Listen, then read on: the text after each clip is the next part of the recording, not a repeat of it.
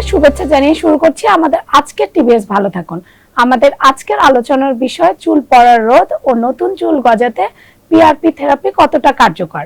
এই নিয়ে কথা বলতে আমাদের সঙ্গে আছেন ডাক্তার আশরাফুল হক, সহকারী অধ্যাপক, শেখ হাসিনা জাতীয় বার্ন ও প্লাস্টিক সার্জারি ইনস্টিটিউট। আমাদের অনুষ্ঠানে আপনাকে স্বাগতম। ধন্যবাদ আপনাকে। নতুন চুল গজাতে পিআরপি থেরাপির কথা এখন বেশ শোনা যায়। পিআরপি থেরাপি আসলে কি?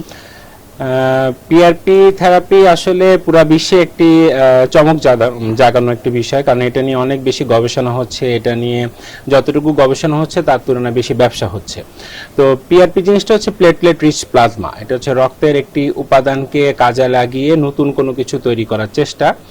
আমাদের রক্তে সাধারণত দুইটি উপাদান থাকে, একটি হচ্ছে রক্তরস এবং হচ্ছে রক্তকণিকা। এমন একটি রক্তকণিকা হচ্ছে অনুচক্রিকা, যেটা আসলে আমরা বলি যে প্লেটলেট। এই প্লেটলেটের ভিতরে অনেক ধরনের গ্রোথ ফ্যাক্টর বা নতুন জিনিস তৈরি করার মতো সামর্থ্য আছে, এমন একটি জিনিস রয়েছে। সেগুলিকে কাজে লাগিয়ে আসলে নতুন কোনো কিছু তৈরি করার চেষ্টা করা হয়। তো চুল পড়া রোধ করার বিষয়ে পিআরপি যে ভূমিকাটা, সেটা নিয়ে এখনো গবেষণা চলছে। এটা এখনো শতভাগ প্রমাণিত কোনো বিষয় না, কিন্তু এটা অনেকটা কার্যকর। কারণ হচ্ছে যখন মানুষের চুল পড়া শুরু হয়, সেটি রোগের কারণে হোক বা বংশগত কারণে হোক, যেটি হোক না কেন, বেশিরভাগ ক্ষেত্রে দেখা যায় যে তার রক্ত চলাচলে যে স্বাভাবিক গতি প্রকৃতি, সেটি অনেকাংশে কমে যাওয়ার কারণে তার যেসব কারণে চুল পড়া শুরু হয় সেগুলি আসলে থামানো সম্ভব হয় না। তো অনেকাংশে চুল পাতলা হয়ে যায়, যে অংশে চুল পড়া অস্বাভাবিক সেখান থেকেও চুল পড়ে যায়। তো গ্রোথ ফ্যাক্টর যেটি প্লেটলেটের ভিতরে রয়েছে, সেটিকে কাজে লাগিয়ে সেখানে রক্ত চলাচল বৃদ্ধি করার চেষ্টা করা হয় এবং রক্তের যে উপাদানটি থাকলে চুলের নতুন কোষ তৈরি হবে, সেটি এখানে প্রয়োগ করা সম্ভব হয়। এ কারণে দেখা যায় যে চুল পড়া হার কমানোর জন্য অনেকাংশেই কার্যকর পিআরপি থেরাপিটি। আচ্ছা, পিআরপি থেরাপি দিয়ে ঝরে পড়া চুল কতখানি আর কি ফেরত আনা যায় বা কিরকম সময় লাগে? এটি আসলে নির্ভর করছে ওনার কি কারণে চুলটা পড়ে যাচ্ছে। এখন যদি দেখা যায় যে ওষুধের পার্শ্ব প্রতিক্রিয়ার কারণে পড়ছে, উনি কোনো রোগে আক্রান্ত সেটার কারণে পড়ছে, তখন আসলে পিআরপি খুব একটা ভালো কাজ করবে না। কারণ ওনার যে কারণে চুলটা পড়ছে সেটি আসলে ওইখানকার লোকাল ইফেক্ট বা আমাদের যে মাথার যে চামড়া রয়েছে সেটার উপরে অন্য একটি কারণে এইটি চলমান রয়েছে। তো পিআরপিটি মূলত কাজ করে যদি দেখা যায় যে আমাদের মাথার যে স্কিন বা আমাদের চুলের নিচে যে চামড়াটি রয়েছে সেখানে যদি বর্তমানের তুলনায় একটু ভালো করা যায়, তাহলে দেখা যাবে যে ওই জায়গায় চুলটা অনেক বেশি কার্যকরভাবে প্রতিরোধ করা সম্ভব হয়।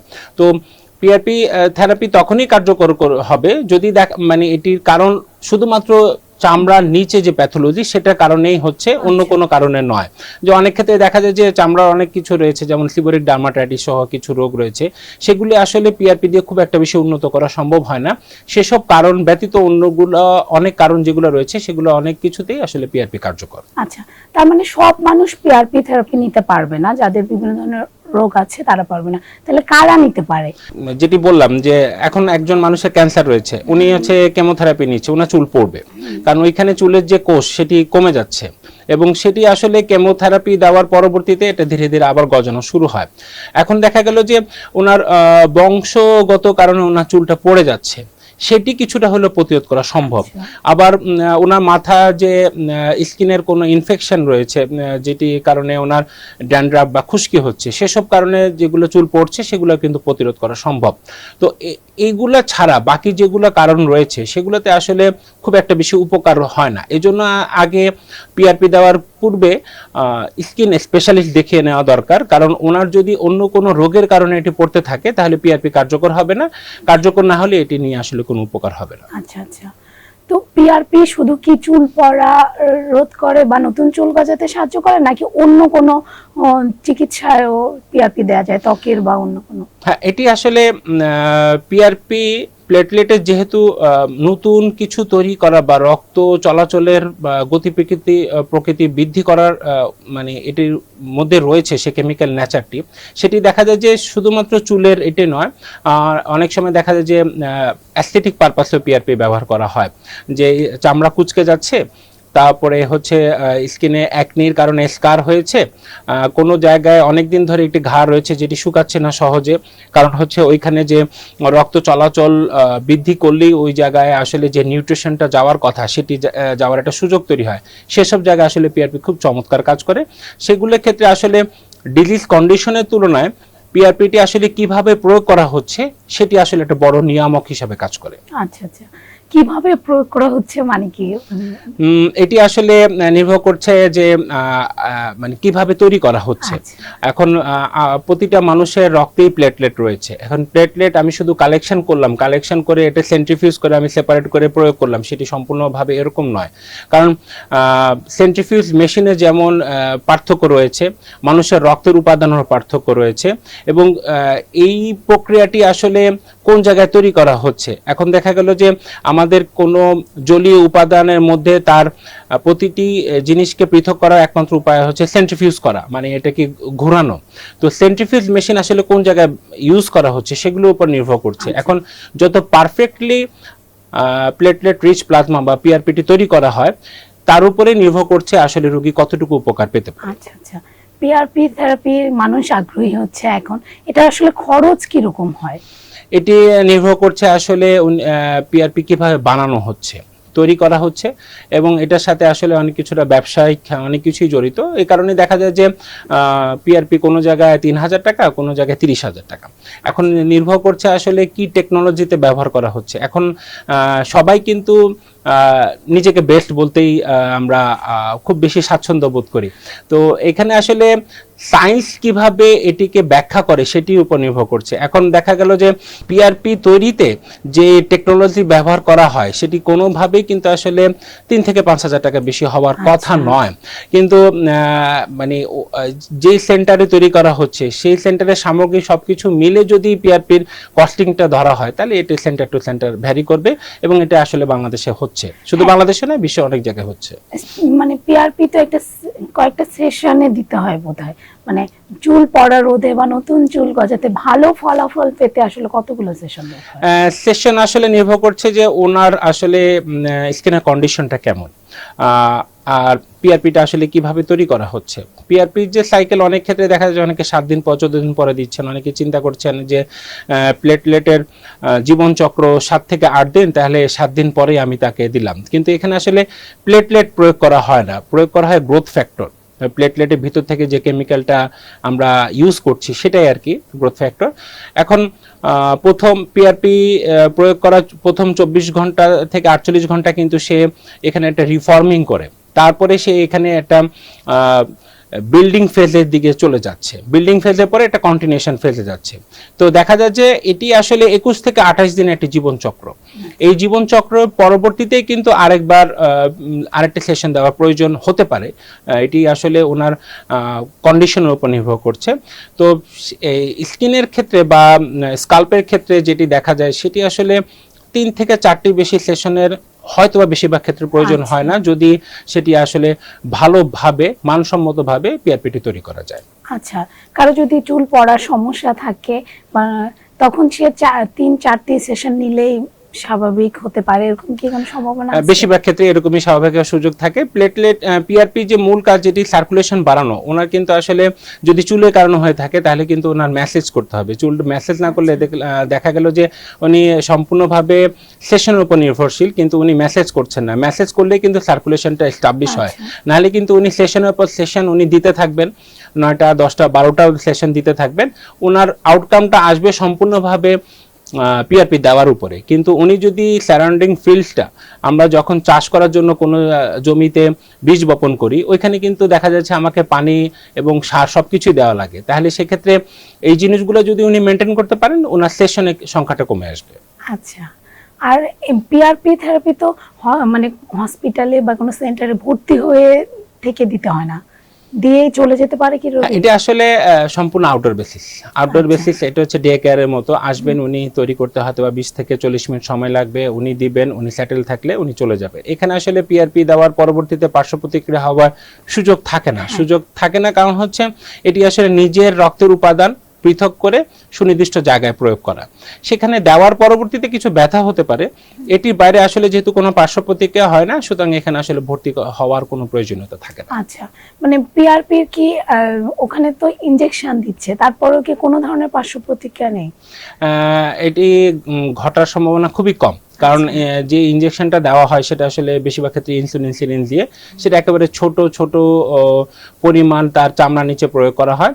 দেওয়ার পরবর্তীতে ব্যথা হতে পারে, যেহেতু তার একটি জায়গায় মাল্টিপল পাংচার করা হচ্ছে সুই দিয়ে। তো এটা ছাড়া আসলে ইনফেকশন হয়ে যাওয়ার প্রবণতা খুব কম থাকে, কারণ স্কাল্পের যে ডিফেন্স মেকানিজম বা প্রতিরোধ ক্ষমতা সেটি আসলে এটার সাথে অ্যাডজাস্টেবল, এবং প্লেটলেটের একটা বড় কাজও কিন্তু আসলে এই প্রতিরোধ ক্ষমতা তৈরি করা। সুতরাং পিআরপি দিলে অন্য কোনো ঝুঁকির সম্ভাবনা খুব কম থাকে।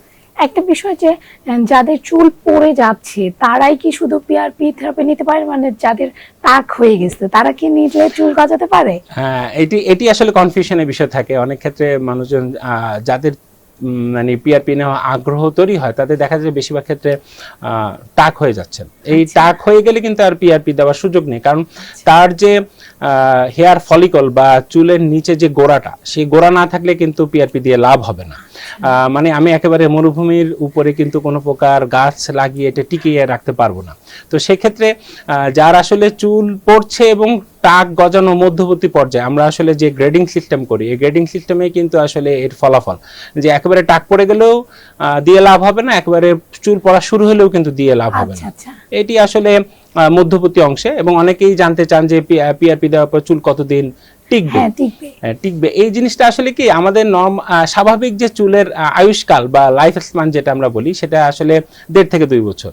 তাহলে পিআরপি দিলে এই চুল আজীবন টিকবে এরকম কিছু না, কারণ যে চুলটা আমি গজাচ্ছে প্রাকৃতিকভাবে, সেটি যদি প্রাকৃতিকভাবেই তার জীবনকাল পার করতে পারে, সেটা কিন্তু 1-1.5 বছর 2 বছর সর্বোচ্চ এরকম থাকবে, এর বেশি থাকবে না। তাহলে পিআরপিও মাধ্যমে যে চুলটা তৈরি হচ্ছে সেটিও কিন্তু 6 মাস 9 মাস 1 বছর এরকম থাকে, এর বেশি থাকবে না। মানে পিআরপির সঙ্গে হেয়ার ট্রান্সপ্লান্টের একটা পার্থক্য আছে। এটি আসলে হেয়ার ট্রান্সপ্লান্ট হচ্ছে যেখানে আসলে চুলের কোষ নেই, যেখানে আসলে পিআরপি একেবারে কাজ করবে না, সেখানে আসলে হেয়ার ট্রান্সপ্লান্ট করা ছাড়া কোনো উপায় নেই। তো হেয়ার ট্রান্সপ্লান্টের পরেও কিন্তু অনেক ক্ষেত্রে পিআরপি দেওয়ার প্রয়োজন হয়, কারণ ওই যেটা বললাম যে ওই পিআরপি কিন্তু আসলে ওইখানে তার যেটা নিউট্রিশনাল সেটা বৃদ্ধি করতেছে। তো যেহেতু চুল আমরা এক জায়গা থেকে নিয়ে আরেক জায়গায় লাগানোর চেষ্টা করছি, তাহলে সেক্ষেত্রে ওই জায়গার উর্বরতা ধরে রাখার জন্য কিন্তু পিআরপি দেওয়া লাগে। আর হেয়ার ট্রান্সপ্লান্টের পরবর্তীতে আমাদের একটা এক্সপেকটেশন থাকে যে এটা হয়তো বা সারা জীবনের জন্য, কারণ এটা বড় পরিমাণ টাকা আমরা খরচ করছি, কিন্তু সেটাও একই জিনিস, সেটা আসলে ওই 2 বছর 3 বছর এই বেশি টিকবে না। সুতরাং এই জিনিসগুলো আসলে ট্রানজিশনাল। আমরা যেমন নখ কাটলে নখটা আবার গজাবে, চুলও কিন্তু একই জিনিস, আমরা চুল কাটছি, চুল কিন্তু আবার বড় হচ্ছে। আসলে মূল জিনিস হচ্ছে যে আমাদের চুল গজাচ্ছে এবং পড়ছে, এটার মধ্যে ব্যালেন্স করা। যদি এটা ব্যালেন্স ঠিক থাকে তাহলে কিন্তু আমাদের চুলটা মাথাটা ভরাট থাকে, আর না হলে কিন্তু যদি গজানোর তুলনায় পড়া হারটা বেশি হয় তাহলে কিন্তু জায়গাটা খালি হয়ে যায়। আপনি বললেন যে ব্রণের চিকিৎসায়ও পিআরপি দেওয়া হয়, সেটা কি স্থায়ী হয়? এটা আসলে দেখা যাচ্ছে যে ব্রণ যে কারণে হচ্ছে, যে যদি হরমোনাল কারণে হয়ে থাকে, অনেক ক্ষেত্রে ব্রণের চিকিৎসায় পিআরপি মূলত দেওয়া হয় যদি মানে ওইখানে স্কার বা গর্ত হয়ে গেছে, ওখানে দাগ পড়ে গেছে সেসব জায়গায়। কারণ স্কিন হচ্ছে এমন একটা জিনিস যেটা হচ্ছে প্রতিনিয়ত তৈরি হচ্ছে। তো ওই জায়গায় এমন একটা কন্ডিশন তৈরি হয়, যে জায়গায় ব্রণ তৈরি হয়েছিল সেই জায়গায় আসলে স্কিনটা নতুনভাবে তৈরি হওয়ার সুযোগ পাচ্ছে না। পিআরপি দিলেও নতুনভাবে তৈরি হচ্ছে, ওই দাগটা চলে যাচ্ছে। এখন দেখা গেল যে ওই জায়গায় যে কারণে ব্রণটা তৈরি হয়েছে, হরমোনাল কারণ হোক বা ওনার মানে অভ্যাসজনিত কারণ, অনেকে দেখা যাচ্ছে রাত্রেবেলা ঘুমাচ্ছে না, টেনশন বেশি করছে, পেটের সমস্যা রয়েছে, সেসব কারণে যখন ব্রণ হচ্ছে, সেসব কন্ট্রোল না করা গেলে ব্রণ যেহেতু আবার হবে, দাগ পড়া আবার সম্ভাবনা থাকবে। আচ্ছা আচ্ছা, তো মানে সুস্থ থেকে আসলে সব করা সম্ভব? আমাদের আসলে সম্পূর্ণ জীবনটা নির্ভর করছে লাইফস্টাইল। যদি ভালো লাইফস্টাইল আমরা মেনটেন করতে পারি তাহলে আমাদের কোনো চিকিৎসারই প্রয়োজন নেই, আর যদি লাইফস্টাইলের ব্যত্যয় ঘটে তাহলে চিকিৎসা দিয়েও আসলে ভালো হওয়ার উপায় নেই। পিআরপি থেরাপি কি দেশেই সম্ভব দেয়া, মানে এর জন্য কি বিদেশে যাওয়ার কোনো প্রয়োজন আছে? পিআরপি যে টেকনোলজি এখন পর্যন্ত সারা বিশ্বে চলমান, সেটি বাংলাদেশেও রয়েছে। আচ্ছা, সুতরাং শুধুমাত্র পিআরপি থেরাপির জন্য বিদেশ যাওয়াটা সম্পূর্ণভাবে অর্থের অপচয়। সেটি বাংলাদেশেই সম্ভব, এবং বাংলাদেশে যদি ভালোভাবে প্রয়োগ করা সম্ভব হয় তাহলে হচ্ছে ওনার উপকার পাওয়ার সম্ভাবনা বিদেশের তুলনায় অনেক ক্ষেত্রে ভালো। আচ্ছা। কারণ হচ্ছে যে ফলো আপের বিষয় সেটা বিদেশে করা সম্ভব নয়, বাংলাদেশে থেকে ফলো আপ করতে হয়। তো সেক্ষেত্রে পিআরপির জন্য বাইরে দেশে যাওয়ার প্রয়োজন নেই। আমরা যেটা বলছিলাম যে পিআরপি আসলে কতটা কার্যকর, আপনার কি মনে হয়? এটা নিয়ে এখনো সায়েন্টিফিক ডিবেট রয়েছে, এটা নিয়ে কাজ চলছে, অনেক জায়গায় প্রমাণিত। কিন্তু এক্সপেকটেশন হিসাব করলে পিআরপি কার্যকর, যে আমি এক্সপেক্ট করলাম যে আমার এতটুকু আউটকাম দরকার, সেটা প্রমাণ করার জন্য পিআরপি এখন পর্যন্ত কার্যকর। হয়তোবা বিজ্ঞান এটিকে আমাদেরকে হয়তোবা 4-5 বছরের মধ্যে প্রমাণ করবে, তখন হয়তোবা আমরা আরো ভালোভাবে বলতে পারবো না পিআরপি অবশ্যই কার্যকর। কিন্তু এখন পর্যন্ত এক্সপেকটেশন যতটুকু আমরা চাই রোগীরা যা চায় সেটা এখন পর্যন্ত কার্যকর। আমাদের অনুষ্ঠানে আসার জন্য আপনাকে ধন্যবাদ। আপনাকে অনেক অনেক ধন্যবাদ। দর্শক, এই ছিল আমাদের আজকের আয়োজন। পরবর্তীতে আমরা নতুন কোনো টপিক নিয়ে আবার কথা বলবো। আমাদের সঙ্গে থাকার জন্য ধন্যবাদ।